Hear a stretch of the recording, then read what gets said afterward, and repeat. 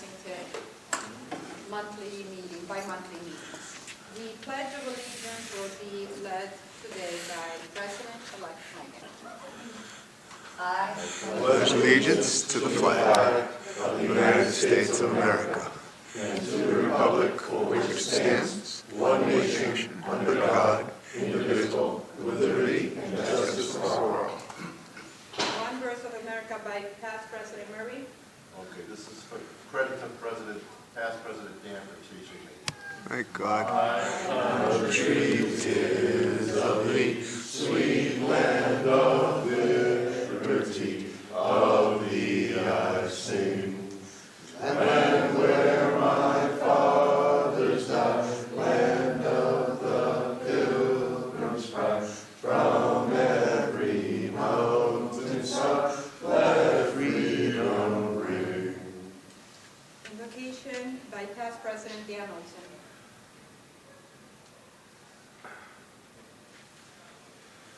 We've had our celebrations shared with family far and near.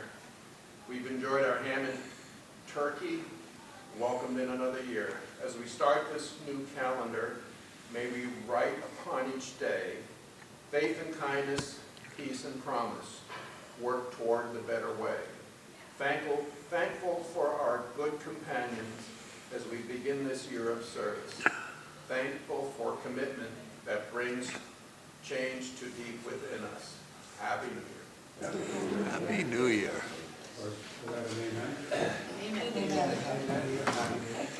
Secretary attendance by Treasurer Dan Musa.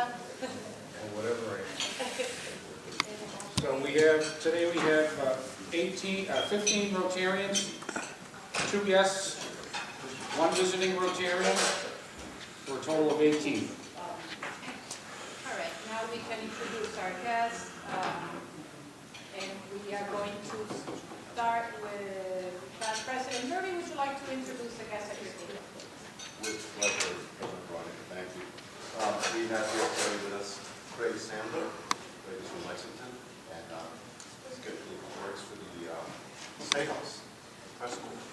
That's right. Oh, the state has to use service in Boston. Yeah. Well, big problem everyone's got. That's right. Yeah, the big fan mode.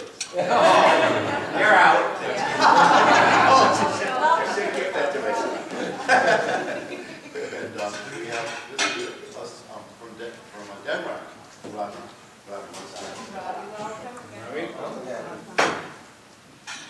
Oh, also, we have Also. Dr. Julie Hackett, who's going to be with us today, and she is a friend of Lexington and a friend of the club. Thank you for being with us. Welcome. And I would like to ask Rotary and Gardy to introduce a special guest at your table. Pardon. My special guest is my son, Gardy Jr., and it's a blessing to be able to take him out. He visits the businesses, and today was a lucky day that it fell on a Rotary meeting. Welcome. Okay, and the welcome song will be led today by Treasurer Dan Musa. Oh, would all Rotarians please rise?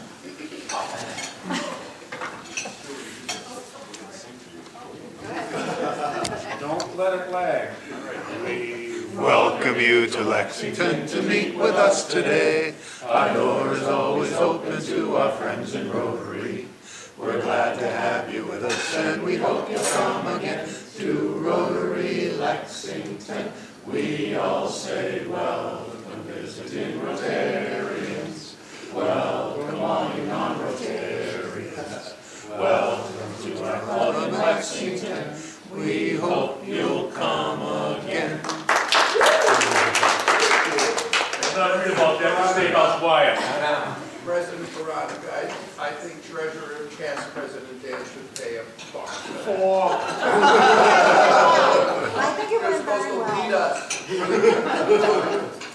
Did I not leave you?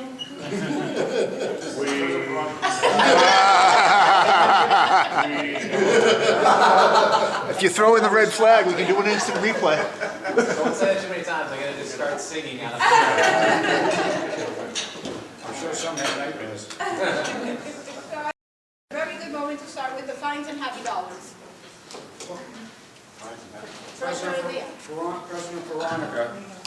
dispute that I did not read that. And my defense is that I noticed Gardy Jr. tapping his foot along to the cadence of the song, the whole song. So he was getting into the rhythm of it.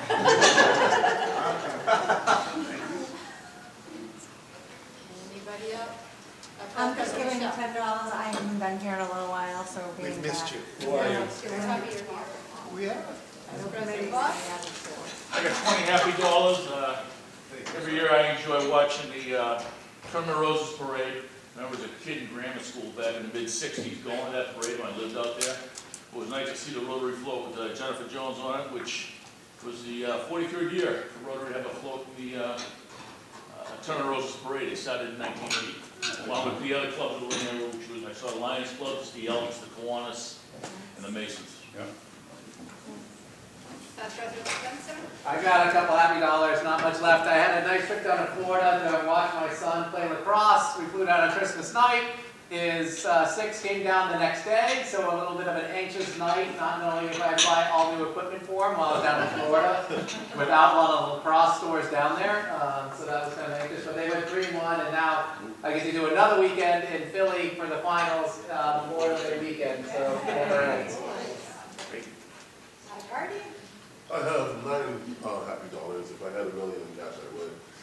Just happy to have a stand-up young man, 8 years old, very proud of him and his growth as well.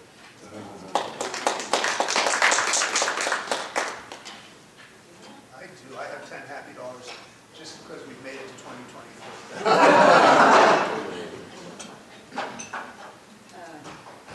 President-elect Megan? I have $4 happy dollars, but they need to come from Alan because we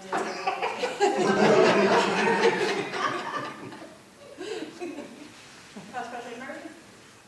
I got $5. Our son arrived from Miami to live here, and so we're very happy. I was sending his wife. And baby due in May. That's only worth $5. You don't know how hard I'm going to work once that day. My life will change.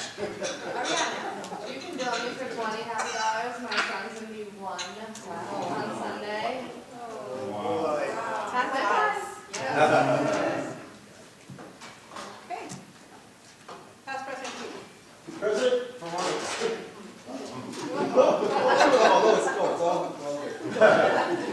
happy dollars for Dr. Hackett, also gets to the town of Lexington, the school system, everywhere. He's here every year. Also my friends at the State House News, we kind of knew each other, we really didn't know each other when I was at the State House, probably because I was always dodging him. Interview me, and also for our future Rotarian over here, then they're over here. Right, so you can't wait for him to join. I have to live to 100 now. Okay. I will. You'll be here, only a good die young.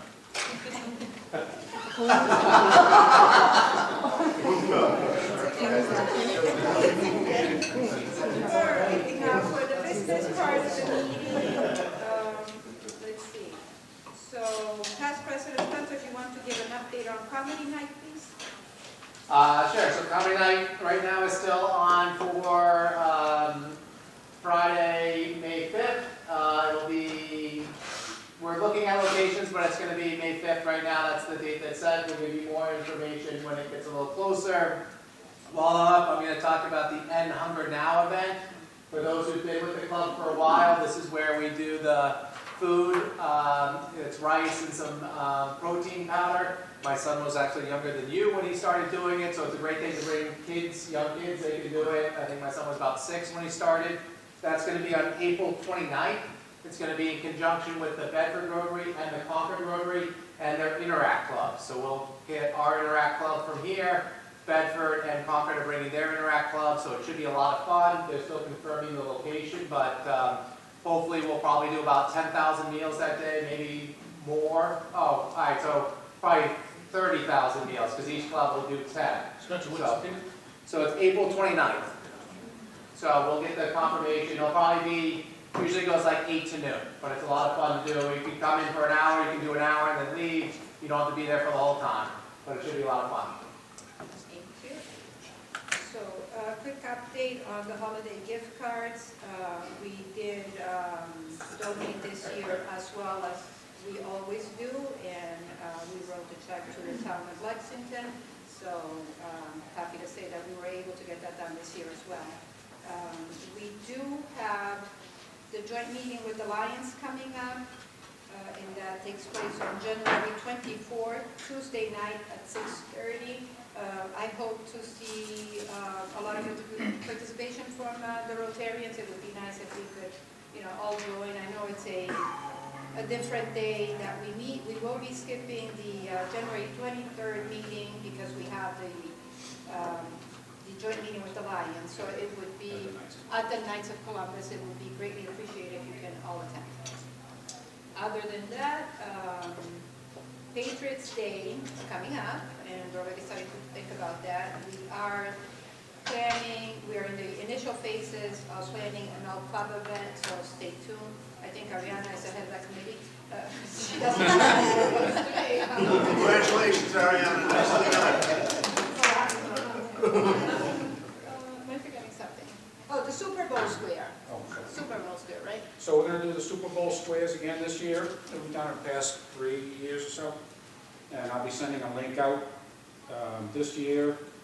The proceeds, we don't know what the proceeds are going to be, but in the past years we've sold 2 grids. So we raise $1,000 a grid, half goes to the winners and the other half goes to the club. So this year, since there's no pole plunge for the district, they're encouraging all the clubs to do their own type of fundraiser to raise for the Polio Plus campaign. So we've decided, the board has decided that we're going to send the proceeds to the Polio Plus endeavor instead of doing the plunge, and no one has to get cold and wet. Doing it that way. That sounds very unfair to me. Well, we can do a dunk tank if you're interested. Yeah, I think we have Yeah, that's established that. We're good. Volunteers? No, the progress. The president has to. We're going to do so well on this square. People need it. It's all covered. And then the other thought is that in March, Spencer organizes the Final Four fundraiser. So we're also going to use the proceeds from the Final Four entries to go to the polio endeavor also. So that's where the money will go. And when Dan sends out the link, feel free to forward that to friends and family. Right, please do that when you get the link from me to sign up for the squares. And it's easy. Send that link and it's easy. Like last year, I just click on it, click, and then they sent me a check for $250. So. Guaranteed, Everybody guaranteed. Not quite that easy. It wasn't but easy. Up to the $250, yeah. No, they quick pick it. But Yeah, you're they not do. You can pick guaranteed. different people to Oh, pick well, that. yeah, you don't, No, you you're may not not. guaranteed. You're not guaranteed. But you may, that's what. Please use the link to send out to as many people as you can. That's an important disclaimer. Yeah.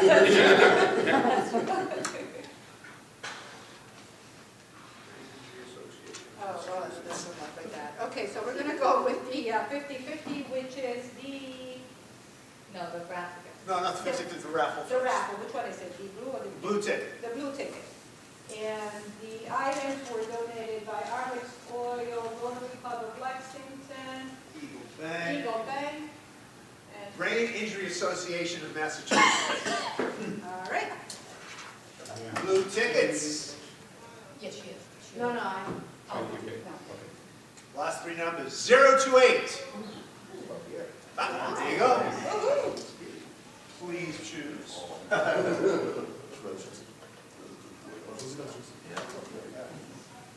Everybody's staring at you. Decisions. Next ticket, 030. I got it. 030.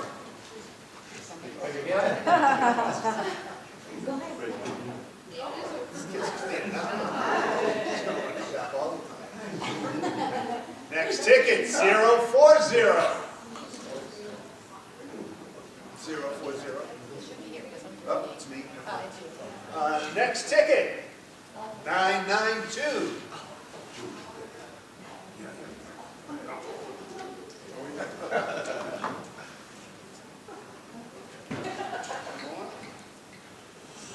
Next ticket, 038. Right over here, so why don't we give this to our guest? Here you go, Dr. Black. Oh, Yes. everyone's trying to get Give him the cookies. Right back.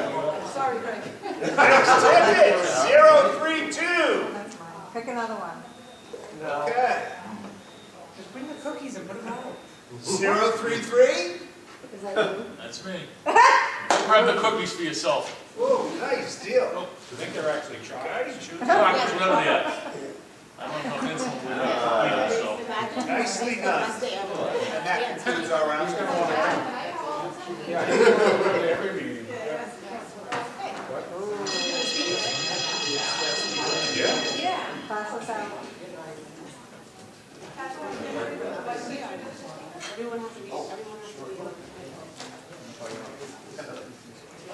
Past President Veronica has asked me to introduce the speaker. Enjoying my coffee. We've got the coffee. Anyhow, it's my pleasure. Yep. So it's my pleasure, extreme pleasure to introduce Dr. Julie Hackett, Superintendent of the Lexington Public School System. Julie has been with us several times, and we just love having her. She's so happy to come, so all the better, because we feel it's really important to know what's going on with our school system. The Lexington Public School System is, as we know, besides being famous for its colonial times and its helping to begin America, Lexington has become famous for, obviously, for its school system. One, if not the best school system in Massachusetts, and extremely renowned around the country. My cousins in California always ask me about the Lexington Public School System, so much to know that Julie. And Julie has just come with such great experiences, and her past experiences can only be matched. Her education, qualifications, and experiences can only be matched by her great accomplishments that she has made in the field of education, and also in the special field of being a superintendent, including having been in the past the president of the Massachusetts Superintendents Association, having received some great awards as the best superintendent in the state in 2007, 2008. Julie forgets, she's very modest. And we are just very fortunate in having such a person, lady, superintendent of our school. So without further ado, I'd like to bring up Dr. Julie Hackett.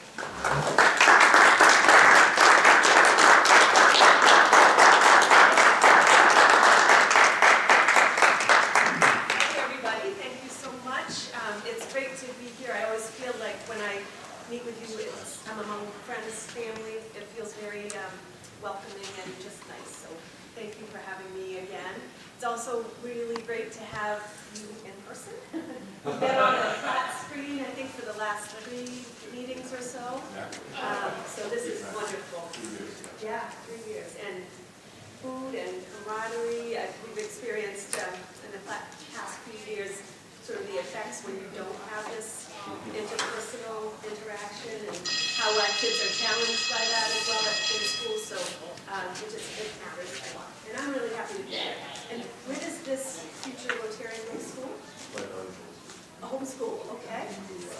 Yeah, so you know exactly what I'm talking about. Yeah, yeah. So I'm going to try to talk about what I need to talk about in a way maybe that you can understand too, so that you know what we're talking about in the schools in the area, in case it's interesting. And I think you're going to be running the show probably by the time our new high school gets built. So president of the Rotarians, something along those lines. But yes, I've been the superintendent in Lexington for 5 years. I was a superintendent prior to that for 10 years. In dog years, that's a lot. And we're feeling it just sort of after the challenges we've been through in the last few. I love education. I love to work with kids. There's nothing more enjoyable and rewarding, and any chance I get to see what they do up close and in person, it really makes me happy. And I love having a young person here while we talk about lots of for young people. So the biggest news, and I've told you this in the past, but for people who haven't been here, I would like to bring the PowerPoint and they can go through my slides. That's what I do to the school committee. I won't do it to you. Instead, I just like to talk about the highlights. So the big news is building a big, beautiful, brand new high school. So we are excited about that.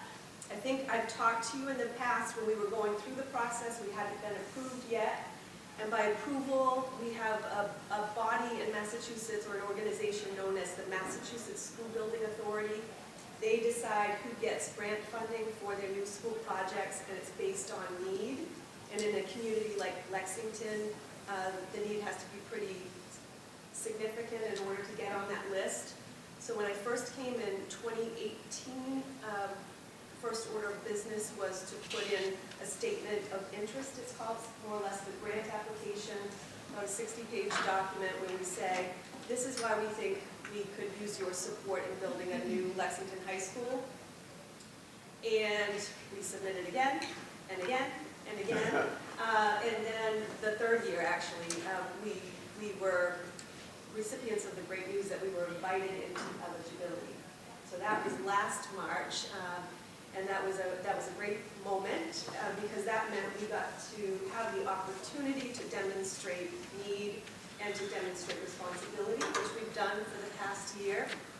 So the way this works is, I know I'm not doing so well right now in kids speak either, but it's a big new school coming. That's the excitement. So the way that this works is that you basically have 9 months to prove that you have this need and that you're going to hit all of the requirements that the Massachusetts School Building Authority tells you have to hit. So you have to have maintenance plans, you have to have an educational statement, you have to go through all of these hurdles. We're at the end of that 9 months now, which is great, and that means March 1st is just around the corner. And for us on March 1st, we will, and we hope to, I'll be positive, we will be invited, I hope, into the capital pipeline, which for Lexington taxpayers means that a school, and I'm sorry to use these huge numbers, but they are this huge, a school that might cost $500 million or $400 million will cost substantially less if it's approved by the voters. Our reimbursement rate for Lexington is 32%, so essentially they take the need of the community and they say how many families with need do we have and how do we apply that grant funding to the formula.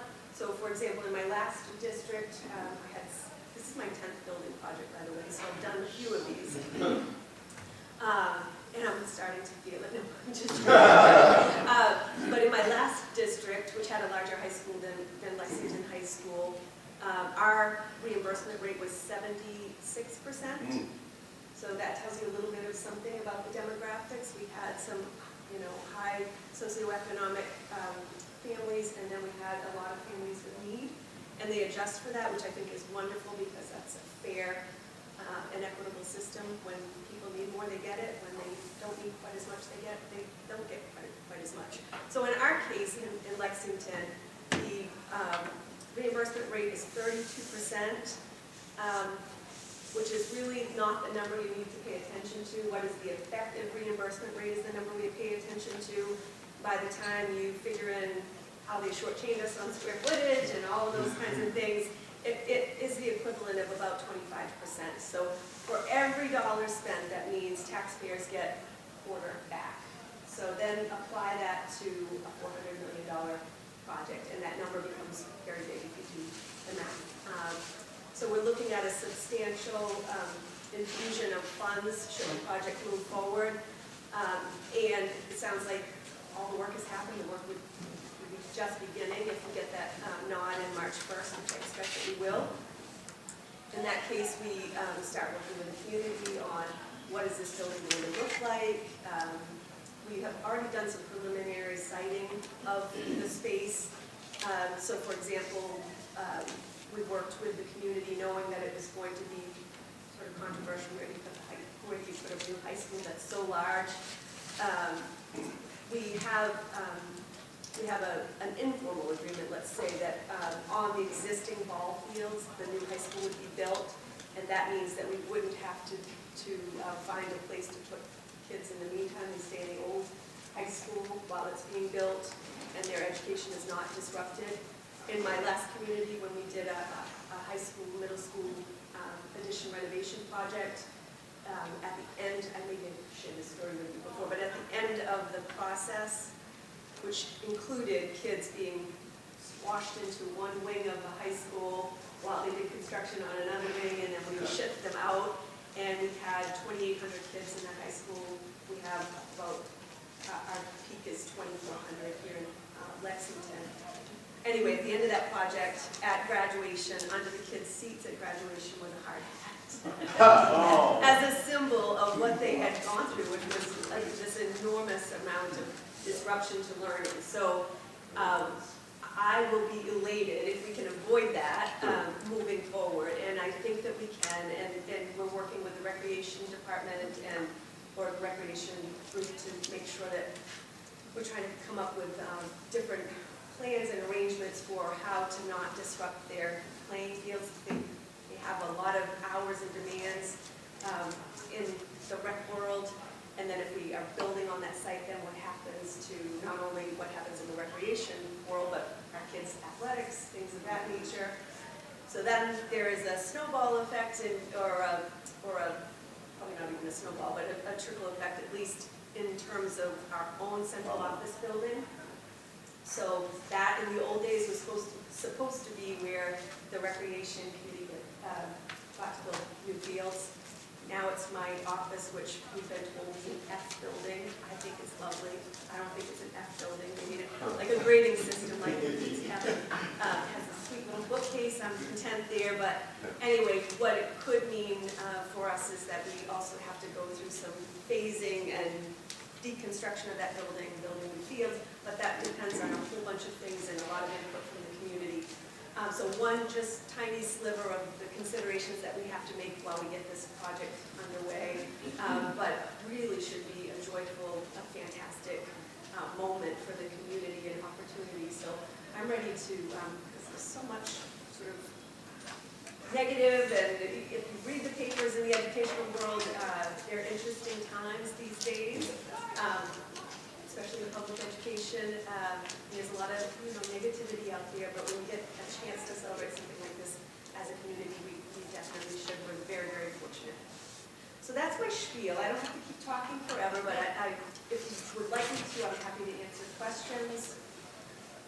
Are they going to provide on-site parking for the students to get rid of the ability to get whacked in the middle of Worthing Road while they're looking at their phones crossing the street between cars?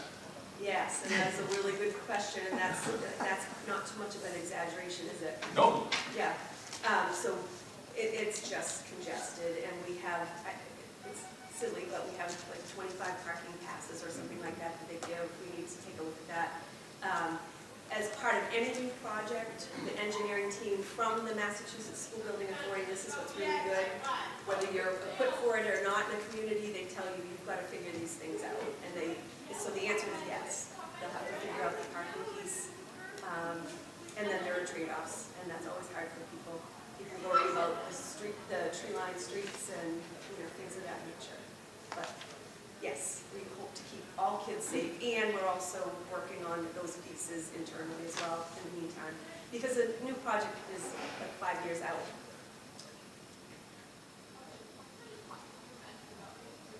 Any other questions? Yeah. So what's the rough schedule? You said 5 years till completion, so when, if all goes perfectly, when's like the shovel going in the ground? Yeah, it's supposed to be, according to the MSBA, from this time that you start until the end, 5 years. With the supply chain issues and labor shortages, we don't know what's going to happen. So I would say somewhere between 5 to 6 years from now. Probably 5 is too optimistic, maybe a little bit longer, but I hope, I would love to invite all of you to the groundbreaking and do our thing, together at the new high school, like this beautiful space. And this project was, what, 3 years or so? No, it was pre-pandemic, I think. Yeah, well, that's pretty good. Yeah. Yeah, that's exactly when. Yeah. Yep, and in 2019, when I was just sharing this story, Hastings, we have a new Hastings Elementary School. The old Hastings, we walked the kids, I was there the day, on Valentine's Day 2019, walked the kids, folks, this is beautiful, across the way from the old school into their brand new school. Got to greet them at the door and say hi, and they were so excited. And then 3 weeks later, we had to forget. And then everybody went home, and nobody got to be in their new school for a long time. So that was rough, but we're happy to be back together in person. Is the advanced, is the advanced documentation, all the material that you have to submit, is it really just tedium and checking boxes, or has it been at all sort of interesting? That's a good question. Some of it is checking boxes. I was able to work on writing the ed plan, which is fun. And that is tied into our vision, what we think education is going to be like in the future, how should it change. It needs to change in many instances. So there is some creative pieces in there. There are some creative pieces in there that I appreciate. Julie, what are some of the, this is nothing to do with construction now, which I think is wonderful, by the way, thank goodness you're getting it done. Thank you. What are some of the highlighted programs that may be coming in now as far as education? I know you have English as a second language, how's that doing? And any others that you want to mention? Yeah, we've done a lot actually around this. English language learning has been part of our educational program for quite some time. Two things that I'm excited about are new courses that kids held a petition about. So we try to, I always tell adults, get out of the way, let the kids do it. They know more than we do. We just need to support their efforts. So kids developed a petition, and they actually they met with me. We honored them at town meeting. This is quite a few years ago. But they wanted 2 different types of courses developed. One on African American history, and then one on the history of AAPI, or Asian American and Pacific Islander history. And they helped develop the courses, and we integrated them and put them into our course schedule. This is last year, or into their program of studies, and they are loving it. And so kids give feedback. Part of how we're changing is really to take a secondary role as the adults and elevate kids' voices, and more of that is what we try to do each day. They're also developing coursework at our middle schools and elementary schools. Kids are reviewing literature and thinking about the world today and how we're trying to shape and change the world and continue to honor the historical roots here in Lexington and beyond, and just be better human beings, better people, better contributors to society. That's the real goal. Our mission is joy in learning, curiosity in life, and compassion in all we do. So we try to structure our schools in that regard. Julie, I have 2 questions, one legitimate and one silly. The legitimate one is, how has the post-pandemic supply chain inflation affected the costs of the project? Yeah, costs haven't really started yet for us, but it definitely will be an impact. So just as, I think that's a great question. Just as a frame of reference, when I was doing the projects in my last community, we were getting something like $325 a square foot, and the building costs and the construction costs they were over, but they weren't that much over. Today we're factoring, or we're figuring that it's going to be probably like $925 a square foot. So the news that I've heard, this is not yet confirmed, but I'm hopeful about it, is I think the MSBA, I think their reimbursement rate on square foot is something like $365. It hasn't moved much at all. And I'm hearing that they're going to get it up over $4, which sounds like it's not much, but it is when you actually think about a building the size of Lexington High School. I think it's 360,000 square feet, so it's enormous.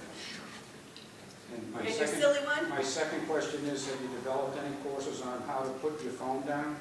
Is this to me personally? No, Because it no, could for the be. students, yeah, I mean, it's for all of us, Oh, right? my goodness. And I'll tell you what, if you have any tips about how to do that, let us know. We're having this discussion. It came up at school committee recently. Kids are so distracted, not all, just some. And we were talking the other day in a meeting about, maybe you just put a shoe holder on the back of each teacher's door and you just drop your phone in there because kids are having trouble focusing. But think about it, what did they just go through? They looked at people on a screen, one-dimensional for how long, and they have to sort of relearn. And we were having this great conversation, Craig and I, about how,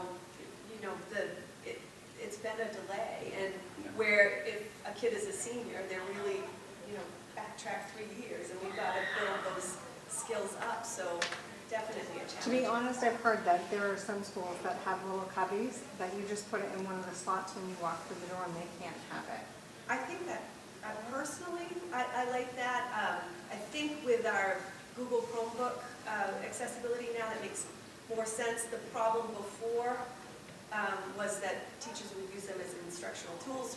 Right, yeah, they don't need to. But anyway, I think it's part of a larger conversation that needs to happen community-wide, because what teachers are wondering is, what are the first principles that we all want to adhere to now? Everything's changed, so how do we get back to this? What are our agreements? How are kids going to be educated through socialization, academics, and so forth? These guys have the right idea, that they, with fence power out there. But they're doing it.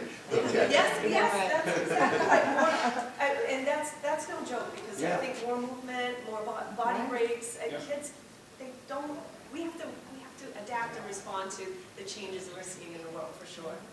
I know for like school security, I am involved in a little bit in my business, and I know Cleve was in security.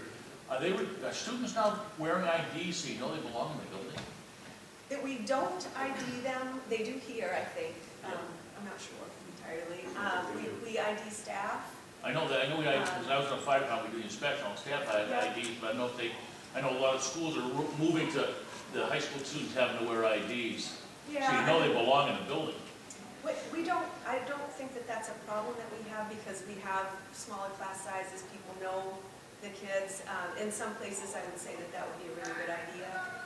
But it's even though it's large at Lexington High School, for example, it's pretty intimate. Same with our middle schools. They run about 900 students in them. There are plenty of people with eyes on kids. So I guess Oh, sorry. sorry, go ahead. I have an architectural firm, and the prices that I've seen in the last couple of years are just bewildering. And it makes it hard for me because I try to help clients out. And even with my own personal projects, during the last year, HVAC cost alone has been over 60% increase in 1 year alone. And the reason for that is prices of metals have gone up incredibly. Lumber started coming down, I would say probably about June. It's come down about 37–40%. But anything that's electrical, plumbing, cast iron, metal, through the roof. So Can you I'm get it? an optimistic. Oh, you can get it. You just want to pay. You can get a car today if you want to pay triple. But the problem is, looking at this personally, I'm extremely optimistic personally the way I am. But I'm looking at the reality of a high school in several years from now. And I think we're going to get a sticker shock that it's going to be incredible, both for taxpayers and everyone else, basically. So that was one question. The other thing that went on, I don't know if anyone heard it, Newport News, Virginia, 6-year-old boy. That was the one that it's the end of the world when I hear something. A child, 6 years old. Trying to teach us. Yeah. 6-year-old boy. I don't know how in the world a 6-year-old would even know how to use it, number one, and how we even got into the schools. So getting back to to your question of identification and who's in and who's not, I mean, everyone was shocked. She's extremely lucky that she's extremely lucky that she made it. I guess she got hit through her hand and over here. Yeah, she's 30 years old, she's stable. And from my perspective, the antidote to that is the relationships that you build with the children, and not, the security matters, obviously, but who's in the building, who knows one another, what are the connections that they have. My niece's good friend was in Parkland, she was at school that day. And then when I was Maureen mentioned my background, so I was a superintendent, the president of the superintendent's organization in 2018. I invited her and a number of kids and panelists to come. It's my job to organize a conference to talk about school safety and security. And I remember we had a Newtown mom who was on the panel with me, and just sort of, it's still even hard to talk about, thinking about what we have to do to keep schools safe. And this particular mom dropped her kid off in the morning. She wasn't going to go to school, and then that was it. So it's really, we have to take it seriously. And when people say we need more counseling support or social adjustment counselors or whatever the case may be, we have to be really mindful of that and how it ties into safety. Two-part question, part number one is, when you mentioned eligibility, how much pay or share or contribution do they have in the design of the school? It's an interesting process and a good one, I think. So they structure it, the MSBA structures it. We have a lot of decision making.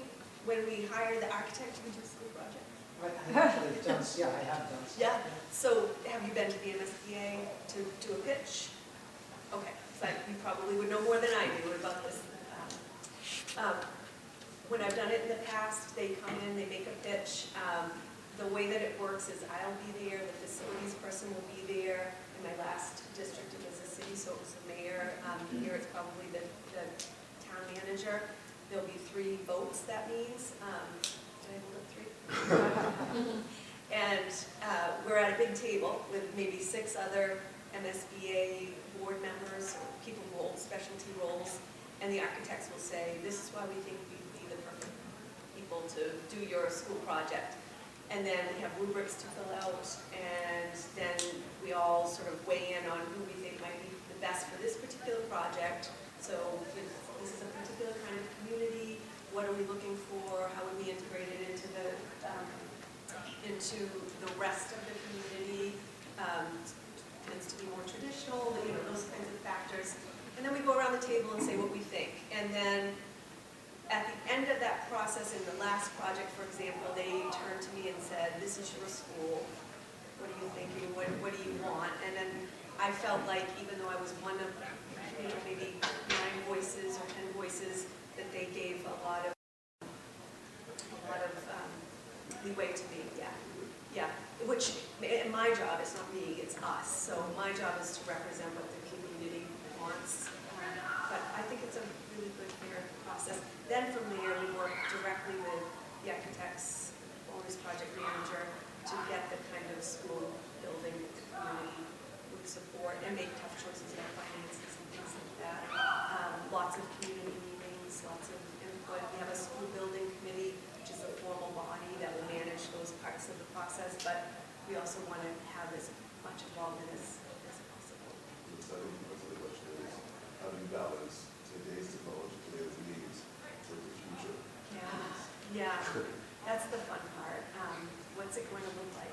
How will education be? The real question probably we should ask ourselves is, do we need traditional school buildings? Do we need, the 4 walls?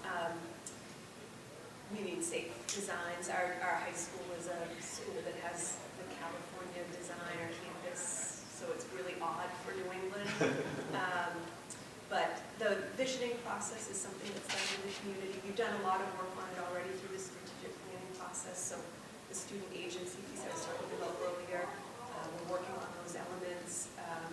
I want to see more internships, externships with kids getting, I think the way kids learn, back to that first principle, is changing. So what is the nature of an academic high school, and how do we reimagine the academic high school to meet the needs of the future? And there are always interesting discussions about, should this be more liberal arts where we give kids all kinds of opportunities, or is it a career pathway, or is it possible to think about it in both ways? And fun discussions, so hopefully everybody will be involved. Are you, as gather nationally sometimes, in Washington or wherever it may be, to discuss the future of education in general in America, given what Dan said, the pandemic has gone by, things have changed. We've got inflation now. We're into a lot of teaching by computer or online. What kind of an organization do they have that might be trying to set up a national standard? Yeah. It's a tough question. There are organizations that exist, but to be honest, the organizations that exist in Massachusetts, in my experience, I've been in a different state as well, are as good as it gets in many cases around education, which is not to say we can't get other ideas. We have the AASA, that's the national organization. They'll lobby, they take positions on things, but I think exactly what you're talking about, we need more of a conversation about, hopefully our elected officials will help engage in that discussion. I think people are kind of tired right now, and we've just got to push through it and then figure out what our future is going to be for our kids. Are you cutting me off? No.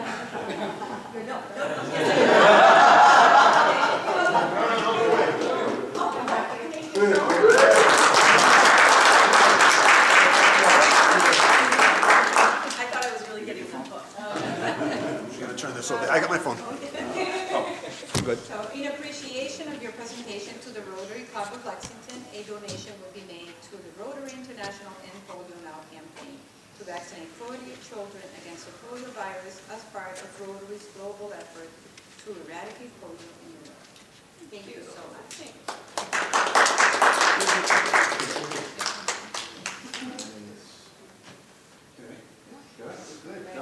Okay, thank you so much. One more second, please. Can I buy one more second? Just one quick clear. Got it, Junior. It's okay with you. And anybody up front? I guess Stay right there. you guys or everybody? Come on. You guys only or me too? You said the president. What do I do? We need you. I'm here next to Gardy Junior. Okay, I Lexington get next to Gardy. Superintendent supports homeschooling. Whatever they need. Thank you. All right, so before we get to the raffle, I forgot one little line of business before that is very important. Do I have everybody's attention? Yes. So we all know Nick Canalonga, and after 37 years of service, Nick has decided to resign because he's not in Massachusetts most of the time. So that was bittersweet. Happy for him that he has more time to enjoy his summer home, winter home. But we're gonna miss him. Also, Jim Tarpey, moving on to another chapter of his life. So I just wanted you all to know. And an impressive thing, as we were pulling up 37 years of service from Nick, we have members in this spot that are in this room that have over almost They're on this year. 50 years of service, and I think we all know who they are. So thank